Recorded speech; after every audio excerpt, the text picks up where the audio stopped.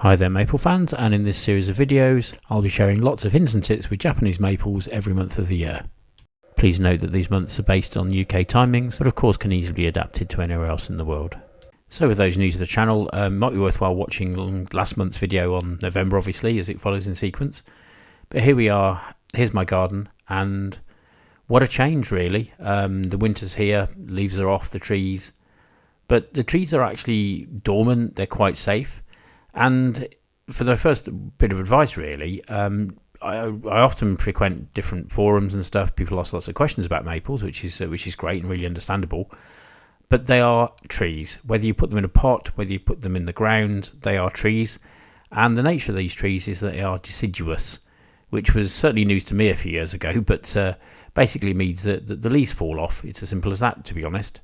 So they do need to be outdoors. They do need to sort of feel the different seasons and experience them to live in a natural way and grow to their full potential. So the reason I mention this is that people feel sometimes very protected towards them. They kind of have a reputation of being difficult to grow, which they're not the easiest, but they're certainly not the most difficult either, to be honest with you. It's all about putting the right tree in the right place, as I've said many times before. But this is a completely natural and normal state. I overheard someone saying recently how ugly they are, how awful they are. They're just a load of twigs. It looks terrible. But honestly, for the rest of the year and the fantastic amount of joy and the colours and the change you actually get from Japanese maples, I just think it's well worth the fact that they're dormant in winter, considering that for, 8-9 months a year, they just look absolutely fantastic like this. So for those, again, new to the hobby of collecting these maples and indeed other trees and plants, the phrase you'll see on the labels or you'll see quoted is that they're fully hardy. So what does that mean? It means that they're quite capable of surviving frosts in winter, unlike sort of Mediterranean and other plants that just can't do that. But we should, of course, remember that everything's relative, and, I've never seen a Japanese maple growing in the Antarctic or the Arctic. I mean, there are limits to what these trees will actually put up with. So for those unaware, these are seedlings that I had to play with last year. I was getting them for free, which is absolutely wonderful. And these can be collected from seed or obtained as bare root seedlings if you wish. And as you can see there, they're absolutely frozen solid. So am I worried about this? Well, no.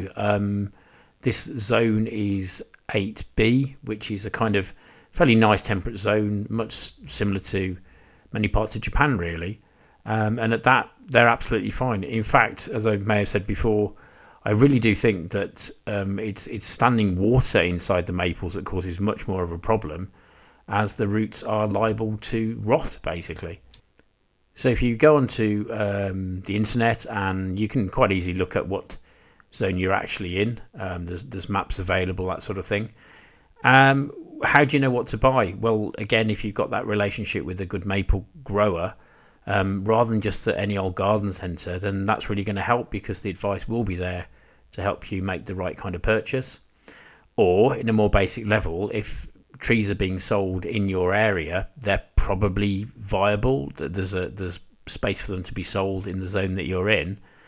Whereas if you just can't obtain certain trees or any trees, it might sadly mean that it's going to be a bit more difficult, and there's no market for them because they're not going to survive. Having said that, of course, the zones are just a guide, and a local little microclimate may make all the world a difference. So in Cornwall in the UK, there's a lovely place called St Morgan, a little village, and there's a lovely Japanese garden there, which is just on the sort of side of a hill.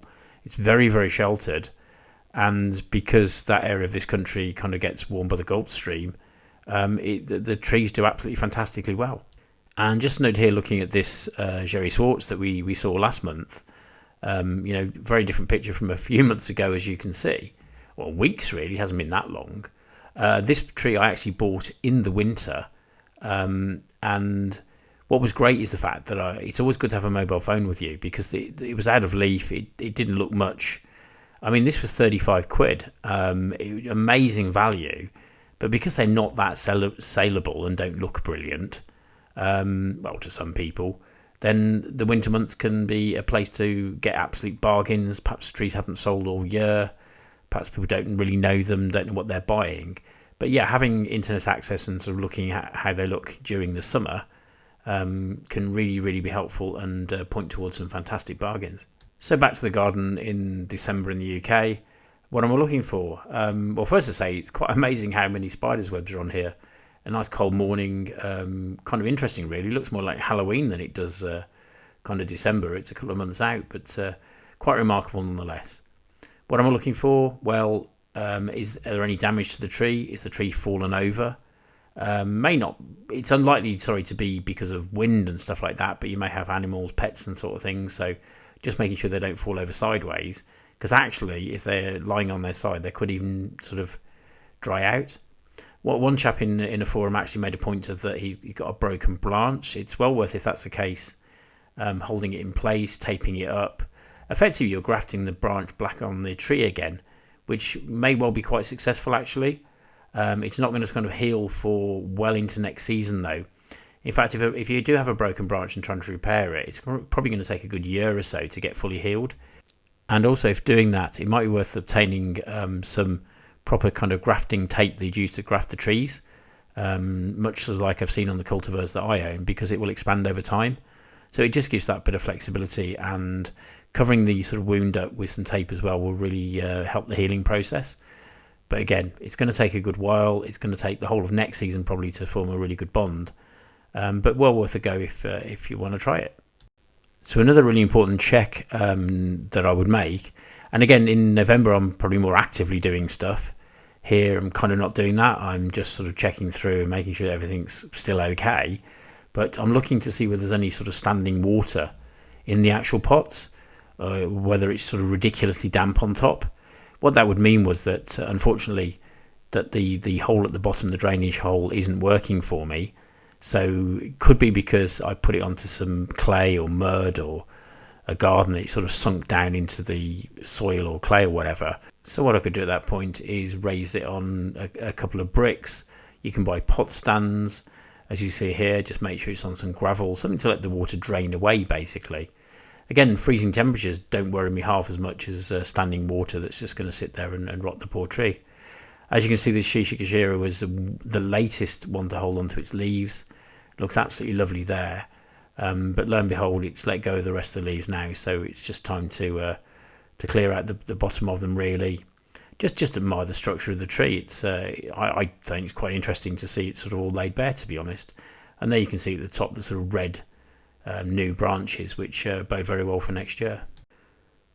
So again, going back to the theme of what you should do over winter with these trees, it's quite tempting, and the questions often asked in forums, should I put them into a garage?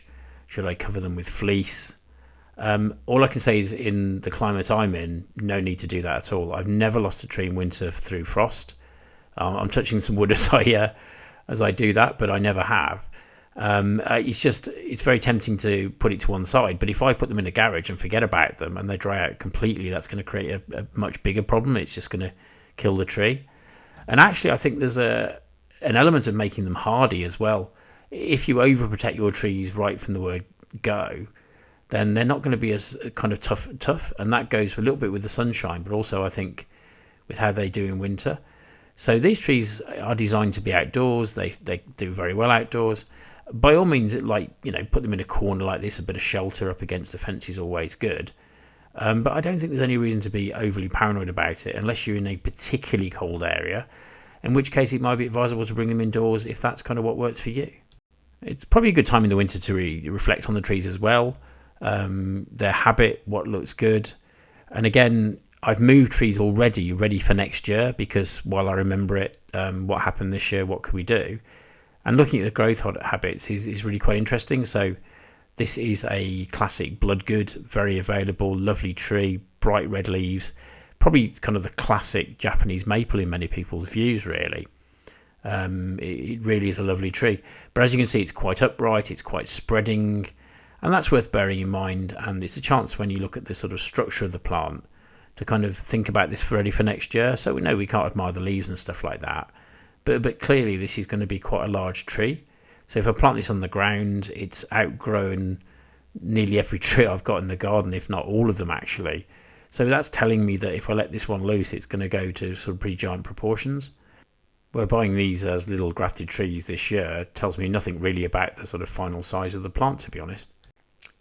so that they are nice and safe, buried in some pebbles like I've done a video on before, and looking okay really, absolutely lined with little buds all ready for next year. It's always quite optimistic, I think, to see, because it bodes so well for next year, to be honest. And what we're doing here is we're just sort of looking after things, making sure things are ticking over, ready for the sort of what could be sort of a delightful next year that's coming. So next month, we're into January in the UK, may see some snow. We've seen a little bit of snow already, but again, just to prove it to people, these are hardy. They're quite happy to be in the ground in snowy conditions, and that goes for seedlings too. I mean, in nature, these things would have released seeds earlier on in the year. Some survive, some don't, and it's just our job really to sort of maintain them, give them some good compost and nutrients and stuff like that. So basically working with the tree, not against it, to find a fantastic environment where it's going to thrive and give us loads of pleasure in many years to come.